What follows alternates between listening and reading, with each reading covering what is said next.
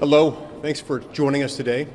We're here today to talk about legislation to remove the antitrust exemption that's long been enjoyed by Major League Baseball. It's important to remember that this exemption was created from whole cloth by the Supreme Court 99 years ago. In an opinion authored by Justice Oliver Wendell Holmes, Jr., the Supreme Court said that Major League Baseball simply would not be covered by our antitrust laws. That means that this exemption never saw the light of day in Congress. It was not put in place legislatively, and it is a distinctively legislative decision. It's not a ruling that enjoys any support either from the statutory text or anything in the Constitution. We have to remember the reason we have antitrust laws to begin with. We have them because we want to protect competition. Competition is good because we found over time that competition tends to bring down prices and it tends to increase quality. When we allow people to collude, to engage in activity to enhance and perpetuate their own market dominance and defend their own monopolistic position, competition itself suffers, and especially consumers suffer. So if we are going to deviate from the norm established by our antitrust laws, those deviations need to be considered and carefully weighed and balanced, and they need to be ultimately enacted by Congress, not simply put in place by the Supreme Court. Now, yes, this is precedent. It's precedent that has been in place since 1922.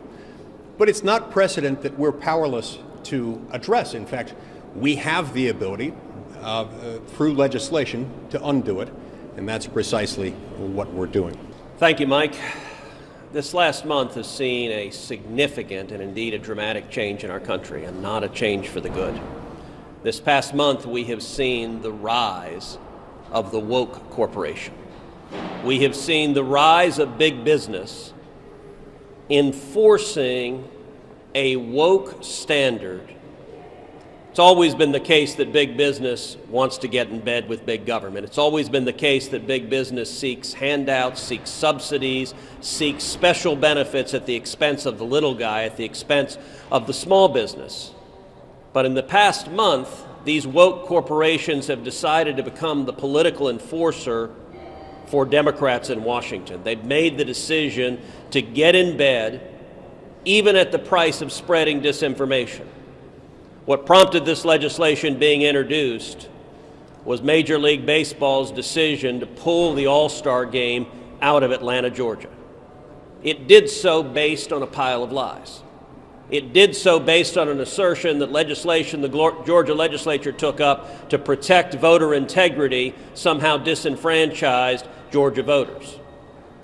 That is demonstrably false. The legislation Georgia passed expanded early voting in Georgia. It also required identification to vote. I would note, Major League Baseball, if you go to a game right now and pick up your tickets at the will call ticket booth, they'll ask you for identification to vote. So Major League Baseball understands the value of identification, and they apparently don't think they're being bigoted racist when they ask you for a driver's license to pick up your tickets.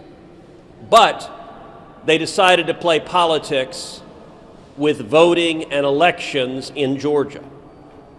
Joe Biden similarly spread partisan lies about the Georgia law, so much so that the Washington Post, hardly a right-wing outlet, the Washington Post predictably leans left, predictably leans Democratic. The Washington Post fact-checked Joe Biden on the Georgia law and gave him 4 Pinocchios, their worst rating for spreading partisan lies about it. And Major League Baseball's decision is indefensible on the merits. They made a decision to pull the All-Star game out of a city that is 51% African American and move it to Denver, a city that is 9% African American. I would note also that the new Georgia law gives Georgia voters 2 more days of early voting than Denver allows. This was not about voting. This was about virtue signaling, and this was about punishment. Major League Baseball made the decision that the more than half of its fans who happen to be Republicans are now disfavored, and that voter fraud is not a concern legislatures should focus on. That decision was harmful. It's going to hurt baseball. But it also underscores that there's no reason Major League Baseball should enjoy special subsidies, corporate welfare that no one else gets. As Mike Lee explained, Major League Baseball has had an exemption from the antitrust laws for nearly 100 years. It was made up by the U.S. Supreme Court. It's been in effect nearly 100 years. The other major sports leagues don't enjoy that exception. The NFL doesn't have that exception. The NBA doesn't have that exception. Somehow those sports leagues manage to do just fine. But baseball gets this very special carve-out of corporate welfare from Washington. They don't have to play by the same rules everybody else does. And we're standing here today to say Major League Baseball should have to play by the same rules. And if they're going to play partisan enforcer, they shouldn't expect to see special goodies from Washington when they are dishonestly acting to favor one party against the other and doing so in a way that is hurting thousands of small businesses in the city of Atlanta, many of which are owned by African Americans, thousands of African American workers in the city of Atlanta who are hurt by Major League Baseball's woke, dishonest decision that we're standing against. Senator Hawley. Thank you very much. I think the last few weeks have made something very clear that has always been true in American history, and that is monopoly and liberty do not go together. Monopoly is the enemy of the people's freedom. That's certainly true of Major League Baseball. It's true of big tech. It's true of the monopolies that we see more and more across our economy. When you have concentrations of economic power, political power follows. Now, we've seen this before in American history. I mean, this is not unfamiliar to us. A century ago, massive corporations, the railroads, U.S. Steel attempted to amass economic power and succeeded. They attempted to amass political power and for a time succeeded. And we know what the solution to that is. The solution is you break them up. The solution is trust busting.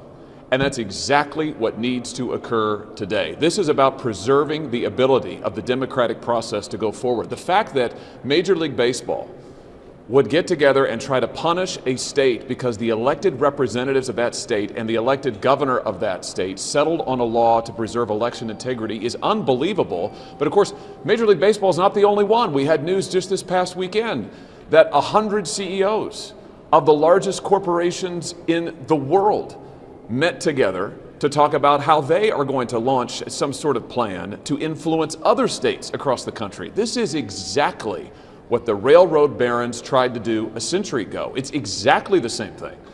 It's trying to control the democratic process. It's trying to leverage economic power to exert political influence. It's trying to push forward a particular political and ideological agenda. And the answer to this now is the same as the answer a century ago. You got to break them up.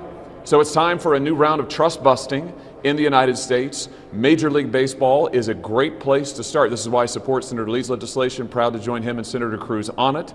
It's time that we sent a clear signal that, first of all, there shouldn't be these dramatic carve-outs in our antitrust laws, like the one the Supreme Court made up for Major League Baseball. And it's also time that we sent the signal that no corporation is above the law, that no corporation should be able to be a power in a state unto itself, whether we're talking about Major League Baseball or whether we're talking about big tech or big pharma or big banks. All of these corporations exist to serve our democracy, the people of the United States, and ultimately competition, free, open competition, is the guarantor of liberty. It's what protects the people's liberty. It's what protects our democratic process. And we've got to act now to ensure that there is that free, robust competition again in all sectors of our economy. And Major League Baseball is a great place to start. I'm delighted to join this legislation.